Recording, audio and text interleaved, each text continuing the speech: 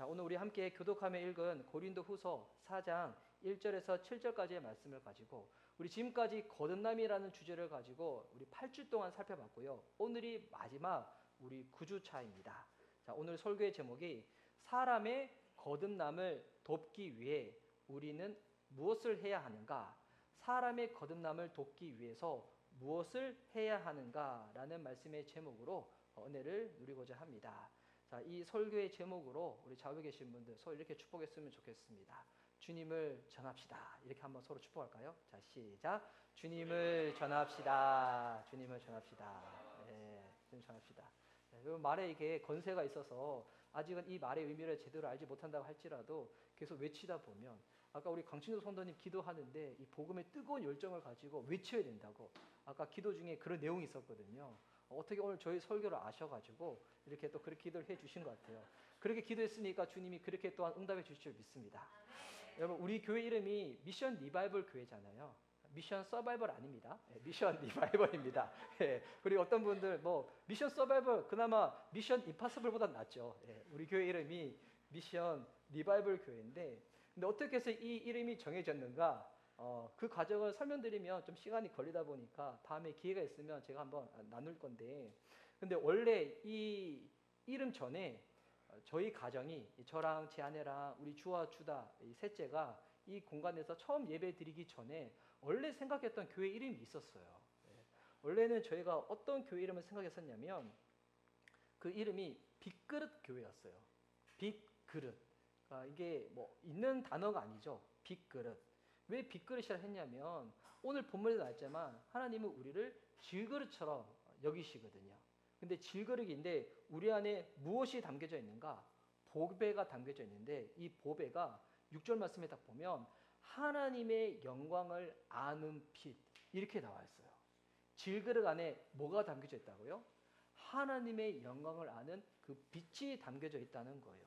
그래서 이 교회 이름을 뭐라고 지으려고 했었냐면 질그릇이 아니라 빅그릇 교회라고 하려고 했었어요. 이름 이쁘지 않아요? 빅그릇.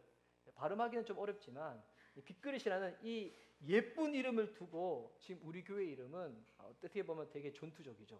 미션 서바이벌, 살아남는 자들만 들을 수 있는 그런 이름이 아니라 미션 리바이벌이라는 교회 이름을 가지고 있는데, 이 미션 리바이벌도 진짜 성경적으로 봤을 때 너무 좋은 이름이거든요.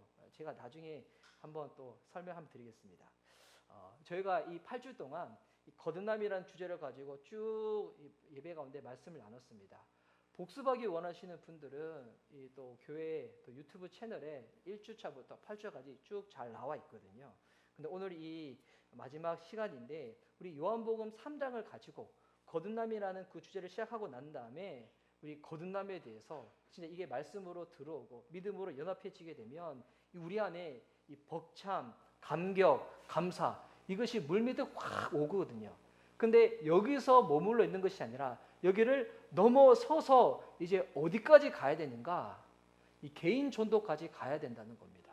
개인 전도.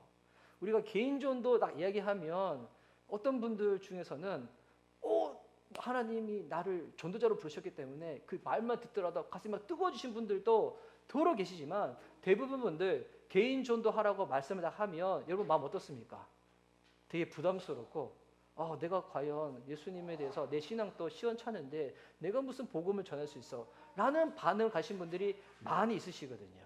그런데 오늘 이 본문을 보면 어떤 자들을 통하여 주님께서 이 복음을 나누시는지 그것을 알 수가 있는데요.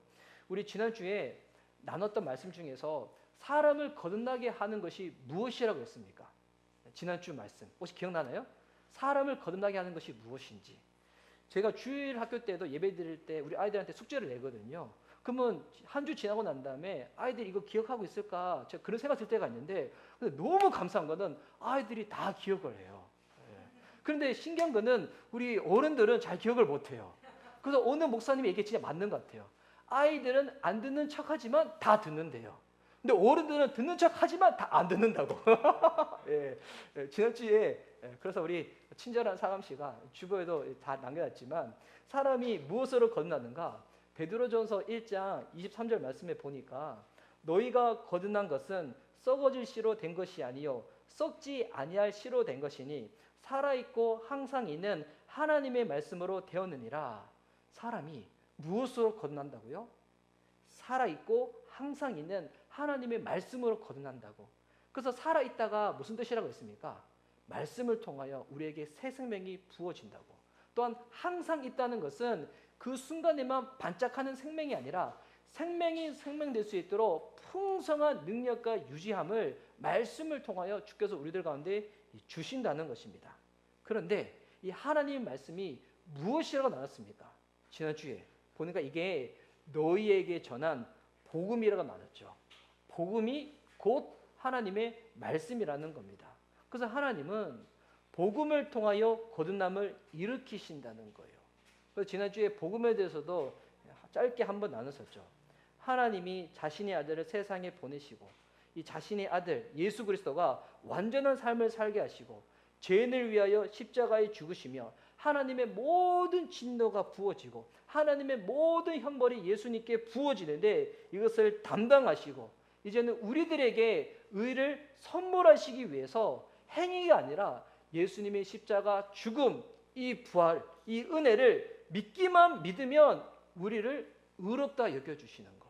이 놀라운 소식, 이 복된 소식, 좋은 소식이 복음이라고 지난주에 짧게 나눠드렸었죠. 마치 처음 듣는 것처럼 눈빛을 저한테 보내시는데 그런 눈빛 보내지 마세요. 제 마음이 이제 다 아시는 눈빛을 보내주세요. 끄덕끄덕 하시면서. 그래서 이 좋은 소식을 통하여 하나님이 어떻게 하신다고요? 사람을 거듭나게 하신다는 겁니다. 그러면 이 소식 듣지 못하면 어떻게 되는 거예요? 듣지 못하면 거듭나지 못하는 거죠. 그래서 로마서 10장 17절 말씀 너무 잘하는 말씀이지만 이 말씀 우리 함께 읽도록 하겠습니다. 자, 시작. 그러므로 믿음은 들음에서 나며 들음은 그리스도의 말씀으로 말미암았느니라. 아멘. 이거 믿음이 어떻게 생긴다고요? 들음에서 난다는 거예요. 오늘 이 시간에 우리 하나님의 말씀을 들을 때 우리들 가운데 믿음이 다시금 생성되어질 줄 믿습니다. 자, 그러면 들을 때 우리들 가운데 믿음이 생기고 하나님의 말씀을 통하여 복음을 통하여 우리가 거듭난다면 오늘 이 설교의 제목처럼 사람의 거듭남을 돕기 위해서 저와 여러분이 어떻게 해야 될까요? 무엇을 해야 될까요? 이에 대해서 이제 우리가 분명한 정답을 알고서 되거든요. 그에 대해서 여러분 제가 정답을 알려드릴게요. 사랑의 마음과 섬김의 삶을 통하여 사람들에게 복음을 전해야 하는 것입니다. 이거 정답 딱 기억하셔야 돼요. 왜냐하면 제가 오늘 설교에 여러 차례 물어볼 거예요. 거듭남을 돕기 위해서 우리가 무엇을 해야 된다고요? 사랑의 마음과 섬김의 삶을 통하여 복음을 외쳐야 된다는 거예요. 제가 여러분 더 쉽게 이해하라고 제가 지금 제스처를 취한 거예요. 이거 수어 아니에요? 사랑의 마음과 섬김의 삶을 통하여 복음을 외쳐야 된다는 거예요. 이따가 또 물어볼 거예요. 물어볼 건데 또 처음 들은 것처럼 여러분 가만히 있으면 안 돼요. 자, 그래서 여러분 하나님은 개인 전도를 통해서 거듭남을 일으키신다는 겁니다. 오늘 이 복음을 보면 그리스도가 없는 사람의 상태에 대해서 지적을 하고 있거든요. 고린도후서 4장 4절 말씀 보십시오. 자, 오늘 또 이 본문을 나올 때마다 여러분 성경책을 통해서든지 앞에 있는 스크린을 통해서든지 말씀을 다 함께 읽도록하겠습니다. 4장 4절 말씀 다 함께 한 목소리 읽습니다. 시작. 그중에 이 세상의 신이 믿지 아니하는 자들의 마음을 혼미하게 하여 그리스도의 영광의 복음의 광채가 비치지 못하게 함이니 그리스도는 하나님의 형상이니라. 아멘. 자, 그리스도가 없는 사람의 상태를 오늘 이 본문에 보니까 혼미하다고 나왔어요. 우리는 혼미라는 이 단어를 들으면 뭐 좀 어지럽다, 뭐 질서가 잡히지 않았다, 뭐 복잡하다 이렇게 생각하는데, 근데 이게 더 정확한 번역은 뭐냐면 영어로 보면 이게 블라인드라가 나와 있어요. 뭡니까? 앞을 보지 못한다는 거예요. 그러니까 혼미하다는 게 단순히 어지럽다는 것이 아니라 앞을 보지 못하고 있다는 것입니다. 그러니까 가장 귀한 분 그리스도를 보지 못하고 있기 때문에 어떤 거예요? 그리스도를 자신의 보화로 받아들일 수 있는 기회조차 생기지가 않는다는 것입니다. 그러니까 이런 자들에게는 구원을 얻지를 못하는 거죠. 그러면 보지 못하는 이와 같이 멸망으로 향하는 자들에게 이 상태를 해결할 수 있는 방법이 뭘까요? 이 방법을 고린도후서 4장 6절 말씀이 알려줍니다. 자, 이 해결책 우리 함께 읽도록 하겠습니다. 6절 말씀 시작. 어두운 데에 빛이 비치라 말씀하셨던 그 하나님께서 예수 그리스도의 얼굴에 있는 하나님의 영광을 아는 빛을 우리 마음에 비추셨느니라. 아멘. 여러분 방금 읽었던 이 6절에 거듭남이라는 단어는 없지만 여러분 이 구절은 거듭남을 설명하고 있는 성경 구절입니다. 자, 어두운 데에 빛이 비치라. 여러분 이게 성경 어디에서 나오는 내용입니까? 빛이 비치라. 어디? 네, 창세기 1장에 하나님이 세상을 창조하실 때 빛이 있으라 말씀을 딱 하시잖아요. 근데 그때 그 빛은 물리적인 빛이지만 오늘 이 6절 말씀에 다시금 주님이 빛을 비추시는데 이 빛은 어떤 빛입니까? 그리스도의 얼굴에, 여러분 잘 보세요. 그리스도의 얼굴에 뭐가 있다는 거예요? 하나님의 영광을 아는 빛이 있다는 거예요. 여러분 하나님의 영광을 아는 빛이 어디에 있다고요? 그리스도의 얼굴에 있다는 거예요. 우리가 기도할 때 주의 얼굴을 구합니다라고 기도하잖아요. 왜 주의 얼굴을 구한다고 기도하냐면 우리는 이게 되게 막연히 간접적으로 기도할 때가 있는데 주의 얼굴을 구할 때 그 주님의 얼굴을 볼 때 주님을 알 수 있도록 영광의 빛을 비추어 주신다는 거예요. 우리가 사람들하고 대화할 때도 얼굴과 얼굴을 맞대어서 보는 것처럼 여러분 예배 드릴 때도 주님의 얼굴을 바라봐야 되는 거예요. 그래서 우리 이제 어른들은 듣긴 듣더라도 이렇게 딴청한다고 하는데 그렇게 아니라 말씀을 들을 때 하나님의 얼굴을 제게 보여주시옵소서. 여러분 그런 마음으로 설교를 듣는 겁니다. 말씀을 대하는 겁니다.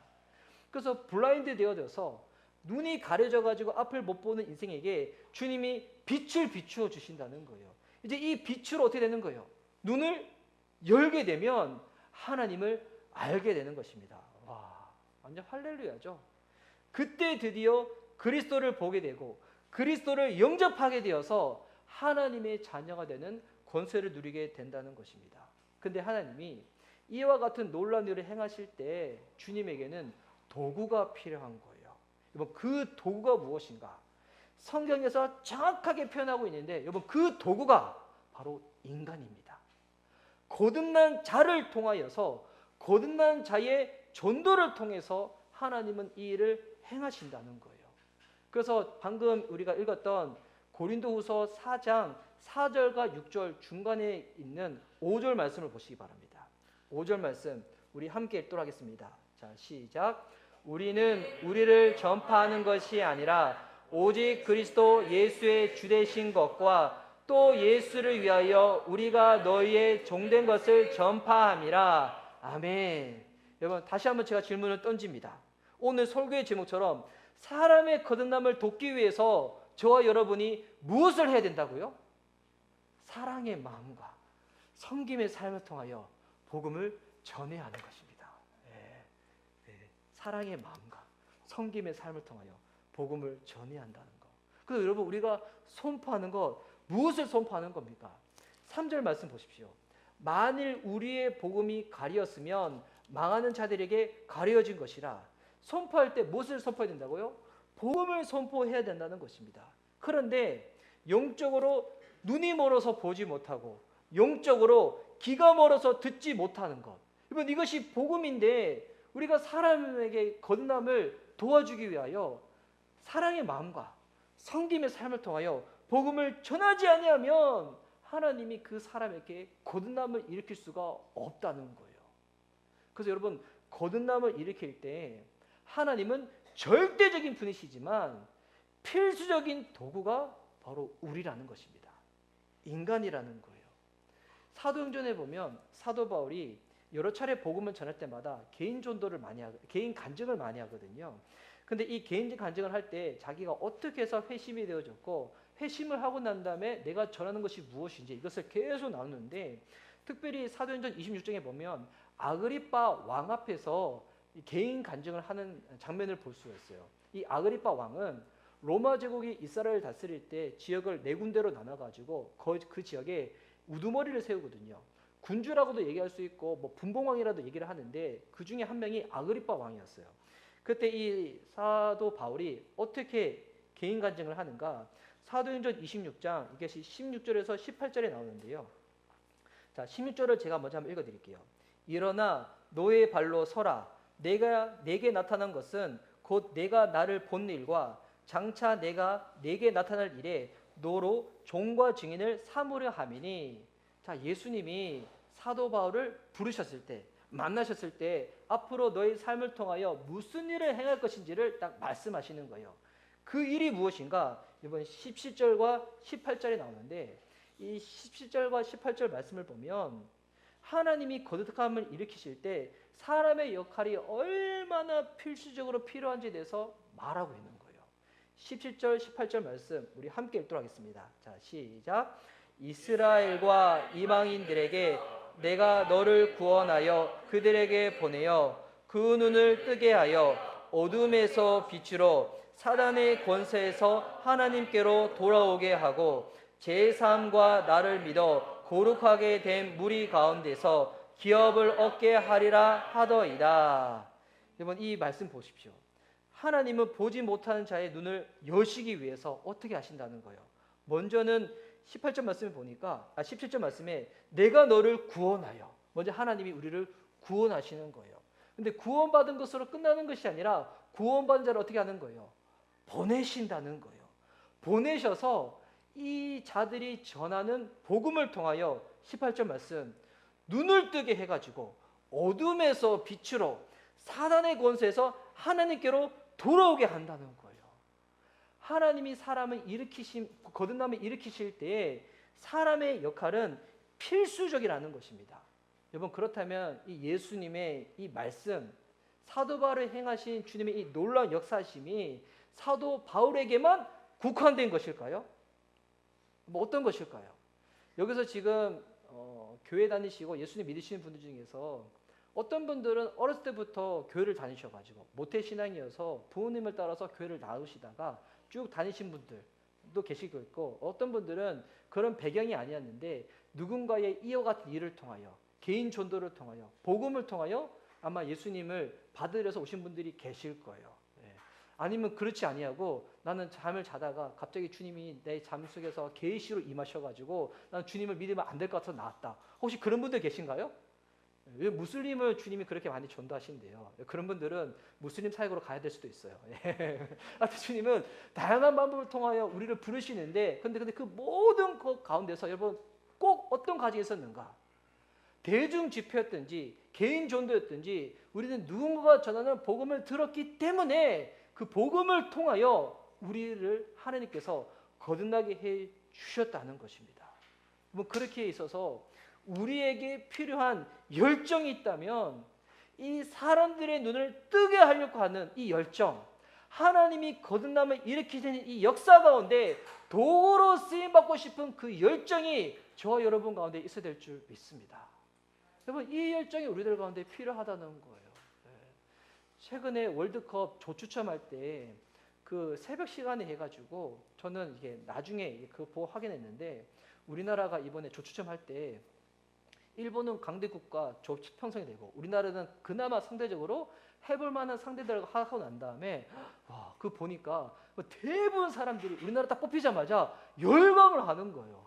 막 뜨겁게 막 박수를 치면서 막 그래 뭐 일본 열심히 하라고 막 하면서 막 하는 거예요. 그거 보면서 어떤 생각 들었냐면, 주님이 저와 여러분을 택하신 거잖아요. 여러분, 하나님이 나를 택한 것에 대해서 우리가 그런 반응 보여본 적이 있었던가? 하나님 정말 나를 택하셨구나. 여기에 감격해가지고 막 박수 치면서 환영하고, 막 옆에 있는 사람 처음 본 사람인데 불구하고 막 서로 껴안고 막 외치고, 혹시 그런 적 있어요? 하나님이 나를 택하셨다는 그 은혜 때문에 감격해가지고 소리 지르고 막 그런 적 있었어요? 어떻게 보면 우리가 이제 영적으로 너무 무뎌져 버려가지고 하나님이 우리를 택하시고 우리를 자녀 삼아주신 것이 얼마나 놀라운 건지 이것을 우리가 온전히 깨닫지를 못해가지고 되게 무덤덤하게 반응할 때가 많이 있잖아요. 여러분, 우리가 진짜 가져야 될 열정이 있다면, 회복해야 될 부분이 있다면, 하나님이 멸망으로 향하는 자들을 거듭나는 것 가운데 쓰임받고자 하는 이 복음의 열정, 도구로 쓰임받고 싶은 이 열정이 우리들의 삶 가운데 다시금 일어날 줄 믿습니다. 여러분, 눈을 열지 못한 자들에게 눈을 열게끔 할 때, 여러분, 이 눈을 여시는 분은 하나님이시지만 우리가 빛을 생산해내지 못한다고 해가지고 우리가 스위치도 누르지 않는 거 아니잖아요. 우리가 스위치만 누르면 어떻게 되는 거예요?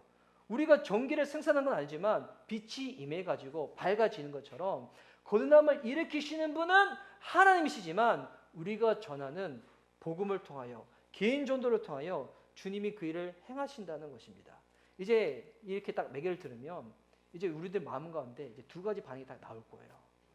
맞아, 내가 그 복음에 쓰임받기를 원하는데, 근데 전도 열정을 불타올라야 되는데 그러지 못하는구나. 하나님, 내 삶 가운데 그 열정을 주십시오 라고 기도하시는 분들이 있는 반면에, 근데 어떤 분류들이 많이 있냐면, 에이, 나 같은 사람이 뭐라고, 나 같은 사람이, 나는 아직 신앙도 약하고 말씀도 잘 모르고 나는 아직 성경도 일독도 안 해봤고 좀 신앙이 너무 시원찮은 사람인데 어떻게 나 같은 사람이 복음을 전하고 뭐 전도를 할 수 있냐고. 나는, 당신은 사랑받기 위해 태어난 사람, 나는 계속 사랑받아야 돼, 난 더 사랑받아야 돼, 하나님 저는 사랑이 갈급해요, 사랑만 더 주세요, 이런 반응을 가신 분들이 있으신 거예요. 뭐 전자인지 후자인지 잘 모르겠지만 혹여나 후자이신 분들이 계시다면 오늘 이 본문을 통하여 제가 그렇게 한번 말씀드리고 싶어요. 저는 약해요, 저는 아무것도 못해요, 전 이것도 못하고 저것도 못하고요, 모태신앙도 아닌데도 불구하고 저는 아무것도 못해요 라는 분들이 있다면, 여러분 맞습니다. 우리가 원래 그런 존재예요. 원래 그런 존재. 당신에 대해서 너무 정확히도 알고 있어요. 그래서 오늘 고린도서 4장 7절에 이렇게 나와 있는 거예요. 고린도서 4장 7절 제가 읽을게요. 우리가 이 보배를 질그릇에 가졌으니, 우리가 어떤 존재라는 겁니까? 질그릇이라는 거예요. 말 그대로 우리는 진흙입니다. 금도 아니에요, 은도 아니고요, 구리와 노쇠도 아니에요. 근데 중요한 것, 이 질그릇 안에 무엇이 담겨져 있다고요? 우리가 이 보배를 질그릇에 가졌으니 우리 안에 담긴 것이 금이라는 것입니다. 우리 안에 담긴 것이 은이라는 거예요. 여러분이 금이 아니어도 상관없어요, 은이 아니어도 상관없어요. 그리스도의 소식이 금이고요, 그리스도의 소식이 은이라는 것입니다. 우리 안에 이처럼 나라는 존재와 비교되지 않는 엄청난 것이 담겨져 있다는 것입니다. 자기에 대해서 자책하듯이 말하는 사람들이 있어요. 저는 원래 그런 사람이었어요. 저는 원래 이게 의지박약이고요. 저는 뭐 새벽에 일어나지도 못하고요. 저는 말씀 읽으러 하면 읽자마자 졸려서 아무것도 못 보고요. 저는 영상 보러 가면 4시간 동안 볼 수 있는데 성경은 못 읽고요. 저는 책에 가깝지 않고요. 막 이런 분들이 있어요. 기도하러 가면 저는 기도 못 하고요. 산 보러 가면 산에 열심히 보겠는데 기도 못 해요. 저는 아무것도 못 해요. 이런 분들이 있어요. 예. 저도 약간 은혜가 떨어지면 약간 제 안에 그런 게 막 올라오거든요. 저 같은 사람이 무슨 주의 종이라고 막. 저 같은 사람이 무슨 정신이 막 헷갈려가지고 교회를 개최해가지고 뭐 한다고 막 이렇게 막 올라올 때가 있어요. 또 특별히 아내랑 조금 관계가 이렇게 불편했을 때, 자녀들과 이 관계가 좀 안 좋을 때, 그때 마음이 확 무너져요. 확 무너져서 아내랑 싸우는 목회자. 요즘은 저랑 제 아내랑 관계가 되게 좋아요. 아시죠? 예. 요즘 잘 때 손잡고 자고 있어요. 예. 관계가 되게 좋은 거예요. 예. 근데 이제 싸울 때가 있잖아요. 저만 싸우는 것처럼 다 이렇게 그러시네. 안 싸워요? 예. 우리 다 그렇잖아요. 1년에 한 차례 세계대전, 그리고 이제 분기별로 국지전 다 치르지 않나요? 예. 그래서 우리 청년들은 잘 모르지만 가끔씩 그 얘기 하잖아요. 예전에는 그 사람이 없으면 내가 죽을 것만 같았어. 요즘 연애하고 있는 우리 자매는 잘 알 거예요. 그 사람 없으면 내가 죽을 것만 같아. 계속 보고 싶어. 근데 어느 순간 그 사람 때문에 죽을 것만 같은 거. 근데 요즘 저는 되게 좋습니다. 잘 때 손잡고 자고. 근데 이거 하여튼 관계가, 나랑 가장 가까운 사람하고도 관계가 안 좋을 때, 그때 마음이 확 눌러져 가지고, 나 같은 사람이 무슨 그리스도인이고, 나 같은 사람이 무슨 목회자라고 누구한테 말씀을 전한다고. 내가 나한테 말씀 전하면 나부터 전도를 받아야지. 우리 이런 마음 확 올릴 때가 있잖아요. 그런데 여러분, 그때 생각해야 돼요. 무슨 생각이냐면, 오히려 더 자기 스스로에 대해서 강하고 지혜롭고 잘났고 똑똑하다고 여기시는 분들에 비해서 여러분, 그게 훨씬 더 진리에 가까워요. 왜? 우리가 바로 토기이기 때문입니다. 하나님이 우리들한테 너 잘났기 때문에 나 너 택했어, 너 능력이기 때문에 널 택했어. 제가 가끔씩 청년한테는 그냥 우스갯소리를 그 얘기 하잖아요. 키 크고 머리숱 풍성하고 잘생겨서 하나님 너 택한 거라고. 그러면 저처럼 키 작고 머리숱 빈약하고 은혜는 얼굴은 은혜처럼 뭐 이 정도면 그래도 괜찮지. 하면 그러면 주님은 나를 택하긴 택했는데 뭐 나는 뭐 후순이고 나는 뭐 이렇게 헛되는 일을 하다가 주님 만나는 거고 그런 건가? 아니에요. 혹은 그렇게 생각하는 것이 성경적으로 봤을 때는 더 말씀에 가깝다는 거예요. 복음에 비해서 우리는 비교조차도 안 되는 존재인데 이 질그릇에 있어서 가장 중요한 사실과 핵심은 뭡니까? 7절 말씀 우리 함께 읽도록 하겠습니다. 다시 한번. 자, 시작. 우리가 이 보배를 질그릇에 가졌으니 이는 심히 큰 능력은 하나님께 있고 우리에게 있지 아니함을 알게 하려 함이라. 아멘. 하나님은 이 복음을 통해서 하나님 능력이 높임받기를 원하시고요. 이 복음을 통해서 하나님의 위대하심이 드러나기를 원하신다는 거예요. 나는 너무 평범해요. 나는 보통이야라고 그렇게 여기시는 분이 계시다면 이건 맞습니다. 여러분을 통해서 하나님이 드러내기를 원하신다는 거예요. 하나님이 찾으시는 사람이 바로 그런 사람인 거예요. 연약해서 부족해서 아무것도 못한다는 그 사람을 통하여 주님은 일하신다는 것입니다. 우리는 복음이라는 이 보배만 담으면 되는 거예요. 우리 그런 질그림이 담으면 된다는 겁니다. 간증을 하시는 분들 중에서 이 간증은 내 안에 있는 보배를 자랑하는 게 간증이거든요. 근데 어떤 사람들은 내 안에 있는 보배가 아니라 내가 얼마나 큰 그릇이고 내가 어떤 종류의 그릇인지 이거를 나누는 분이 있어요. 여러분 그거는 복음 간증이 아니죠. 자기 간증이죠. 자기를 자랑하는 거니까. 복음 간증은 뭐냐면 그릇의 크기 안 중요해요. 그릇의 종류가 중요한 게 아니에요. 내 안에 담겨져 있는 그 보배, 그 놀라운 하나님의 영광의 빛, 복음, 그것을 자랑하고 증거하는 것, 이게 중요하다는 것입니다. 하나님의 심히 큰 능력이 우리에게 있는 것이 아닙니다. 하나님께 있고요. 하나님은 질그릇처럼 연약한 우리를 통하여 그 능력을 드러내기를 원하신다는 겁니다. 여러분 좌우에 계신 분들 바라보며 이렇게 서로 한번 축복하며 고백할까요? 바로 당신이네요. 서로 축복합시다. 자, 시작. 바로 당신이십니다. 네, 바로 당신이십니다. 네. 혹은 우리 결혼하신 우리 부부분들 아내와 남편과 관계가 안 좋을 때 그때 막 확 누르지 마시고 그때 생각하시기 바랍니다. 이래서 하나님이 나를 택하셨구나. 이래서 나를 택하셨구나. 내가 이처럼 부족하고 연약하기 때문에 하나님이 오직 주님만 자랑케 하시려고 나를 택하셨구나. 그래서 주님이 저의 머리숱을 빼앗아 가신 거예요. 예. 머리숱까지 풍성해서 잘생긴 외모를 가지면 혹시 교만해질까 봐. 예. 저 그렇게 생각합니다. 예. 아멘 하신 분. 주의 축복이 있을지라. 예. 혹시 저와 같은 일이 벌어지면 안 되는데. 예. 그래서 오늘 이 말씀을 통해 여러분 용기를 내시기 바랍니다. 진짜 담대하시기 바랍니다. 여러분 담대가 성공할 때 담대한 게 아니에요. 오히려 내 삶이 무너지고 깨어질 때 그때가 더욱더 담대할 때입니다. 나는 이제 예수밖에 없어. 나는 예수만이 내게 보배야. 나는 예수만 자랑할 거야. 예수만이 내 삶의 능력이 될 거야. 그래서 우리가 이 거듭남을 놓고 전도를 할 때 우리는 대부분은 이 전도를 받는 대상자를 놓고 기도를 많이 하잖아요. 근데 이 신약 성경에 이 사도 바울이 기도를 부탁할 때 보면 전도를 받는 대상자들을 위한 기도뿐만이 아니라 전도를 하는 전도자를 위해서 기도를 엄청 부탁을 해요. 오히려 그게 기도가 더 많이 있어요. 자, 얼마나 그 내용이 많이 있는가? 로마서 10장 1절 제가 한번 읽을게요. 형제들아 내 마음에 원하는 바와 하나님께 구하는 바는 이스라엘을 위함이니 곧 그들로 구원을 받게 함이라. 자, 바울이 고백하는 거예요. 내 마음에 원하는 것 하나님께서 내게 주신 이 사명이 있는데 우리 민족이 주님 안에서 구원받게 되는 것이라고. 그리고 데살로니가 후서 3장 1절 형제들아 내 마음에 원하는 바와 하나님께 구하는 바는 이스라엘을 위함이니 곧 그들로 구원을 받게 함이라. 자, 이 구절도 보면 지금 전도 대상자를 위해서만 기도하는 것 같잖아요. 그런데 이제는 사도 바울의 기도의 내용이 달라지기 시작합니다. 골로새서 4장 3절 말씀. 자, 함께 읽도록 하겠습니다. 자, 시작. 또한 우리를 위하여 기도하되 하나님이 전도할 문을 우리에게 열어주사 그리스도의 비밀을 말하게 하시기를 구하라. 내가 이 일 때문에 매임을 당하였노라. 아멘. 바울이 기도를 부탁하는 거예요. 나를 위해 기도해 달라고. 내가 복음을 전할 때 이 복음을 듣는 그 사람의 전도의 문이 열려서 그리스도의 비밀을 알 수 있도록 나를 위해서 기도해 달라고. 이 전도자를 위해서 기도를 부탁하는 겁니다. 무엇보다 에베소서 6장 18절과 19절 말씀 보면 전도자를 위한 기도의 내용, 그 내용이 듬뿍 담겨져 있거든요.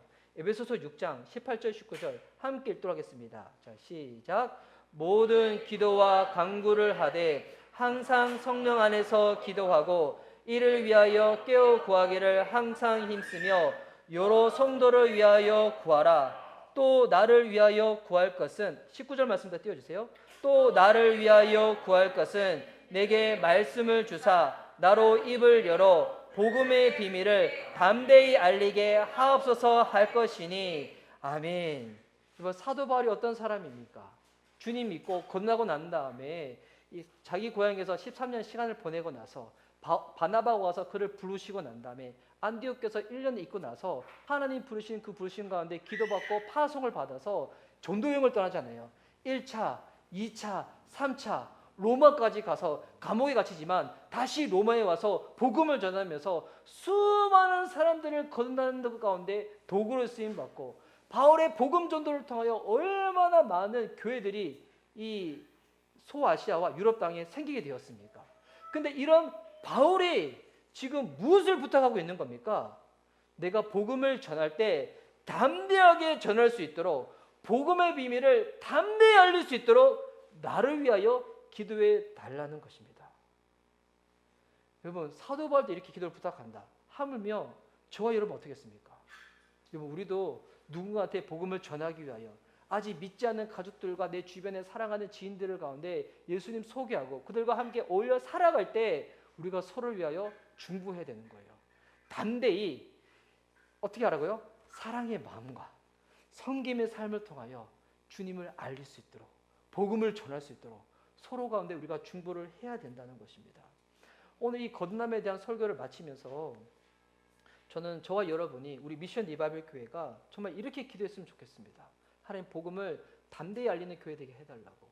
우리는 평소에 내가 누구를 만나서 전도하지라고 생각할 수 있는데 근데 여러분 진짜 이 마음을 놓고 기도하잖아요. 생각지도 못한 사람들을 주님께서 만나게 줄 때가 있어요.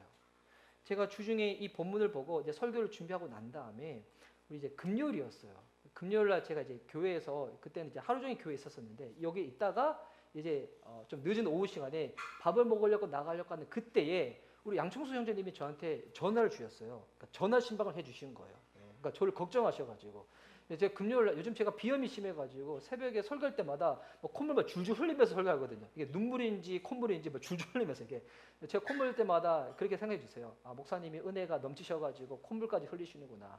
그래서 제가 약간 감기 들린지 아시고 저한테 이렇게 저를 신방 전화해 주신 거야. 근데 그 전화 받고 제가 길을 나섰는데 저 건대 후문 길가를 지나가는데 예전에 제가 건대 후문에 살았던 저희 옆집에 이모님을 만났어요. 만약 전화를 안 주셨으면 그 이모님 못 만났을 거야. 그 전화를 받았고 약간 늦게 나기 때문에 그 이모님을 만났는데 그 이모님이 저를 만나자마자 길거리에서 40분 신방을 했어요.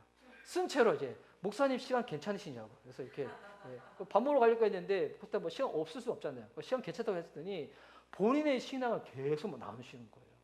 그분은 지금 성당을 다니시는데 참 성당을 다니시더라도 이분이 예수님을 정말 깊게 만나셔가지고 근데 성당에는 신부님 만나기 너무 힘들잖아요. 그리고 고해 성사를 해야지만 회개를 받을 수 있고 여러 가지 많이 얽히고 섞인 것들이 이제 있다 보니까 어떻게 주님을 더 깊게 만나야 되는가. 그리고 전도하신 분이 본인을 조금 약간 미워하셔가지고 마음이 너무 어렵시다 하는 거예요. 뭐냐면 이분 따라서 성당 간 것뿐인데 예수를 너무 깊게 만난 거야. 그 지금은 계속 성경책 읽고 밤에 자기 전에는 교회 목사님들 설교 들으면서 잔다는 거예요. 그래서 저한테 만나서 신앙 상담을 막 하시길래 제가 이것저것 알려주고 난 다음에 그러면 제가 따로 시간을 잡아서 이모님 한번 만나러 오겠다고. 그래서 제가 성경책을 가지고 다시 한번 예수님을 소개해드리겠다고 했거든요. 제가 어떤 생각 들었냐면 와 내가 이 설교를 하려고 하다 보니까 내가 개인 전도할 수 있도록 주님이 나한테 기회를 주시는구나. 그리고 그렇게 하면서 마무리하려고 하는 그때쯤에 건대 후문에 있는 카페 중에 세탁소 카페 있거든요. 그 사장님이 예전에 전도가 되셔서 교회를 다니시다가 요즘은 교회를 안 나고 있어요. 근데 지나가다 저를 또 만난 거야. 만나자마자 저한테 목사님 연락처 좀 달라고. 연락처 주면서 아우 잘됐다. 또 주중에 또 연락해가지고 다음 주 부활주일인데 또 한번 교회 오라고 한번 권해봐야 되겠다. 와, 그럼 우리가 나는 내가 누구한테 전도할 수 있어? 이런 마음을 가질 때는 기회가 안 열리지만 연약하지만 오히려 내가 자랑할 수 있는 것은 보배밖에 없어. 나 예수님만 소개하고 예수님만 자랑해야지 라고 할 때 주님은 전도의 기회의 문을 열어주시는 주님인 줄 믿습니다. 여러분, 그래서 저는 우리 교회가 정말 이와 같은 교회가 됐으면 좋겠어요. 사도행전 4장 31절 말씀인데요. 이 일이 우리 교회도 일어나기를 소망하면서 우리 함께 읽었으면 좋겠습니다. 자, 시작. 빌기를 다음에 모인 것이 진동하느니 무리가 다 성령이 충만하여 담대히 하나님의 말씀을 전하니라. 아멘. 초대교회, 예루살렘 교회 이 성도들이 어려움과 핍박 가운데 있음에도 불구하고 모일 때마다 뭐 한 거예요? 기도한 거예요. 얼마나 기도를 뜨겁게 했던지 그 주변이 진동이 일어날 만큼, 이게 기도했던 당사자들이 몸에 진동이 일어났는지 아니면 주변에서 진동이 일어났는지 그 정확하게 확인할 수 없지만 기도하는 것 가운데 진짜 흔들림이 있었다는 거예요. 그런데 어떻게 하십니까? 무리가 다 성령의 충만함을 입어 흩어지고 난 다음에 뭐 했다는 거예요? 벚꽃놀이만 보러 간 것이 아니라 하나님 말씀을 담대히 전했다는 거예요. 지난주에 양육 끝나고 나서 이 벚꽃놀이 이렇게 어린이대원 가셨다고. 근데 그때 저는 가지 못했으니까 저 송이사모 통해서 들었는데 우리 아이들이 오히려 전도를 더 열심히 했다고. 하이리 같은 경우는 훈련이 돼가지고 이 젤리를 선물로 이렇게 나눠줬었거든요. 그거 갖고 이렇게 주변 분들 나누면서 전도하셨다고. 우리 분발해야 됩니다. 우리 분발해야 됩니다. 우리 청년들 분발합시다. 그래서 우리 모일 때마다 기도하고 성령의 충만함을 입어서 사랑의 마음과 섬김의 삶을 통하여 예수님을 소개하고 자랑할 수 있는 저와 여러분 될 수 있기를 예수님의 이름으로 축복합니다. 이 시간 우리 들은 바 말씀 부여잡고 주님께 기도하며 나아가도록 하겠습니다.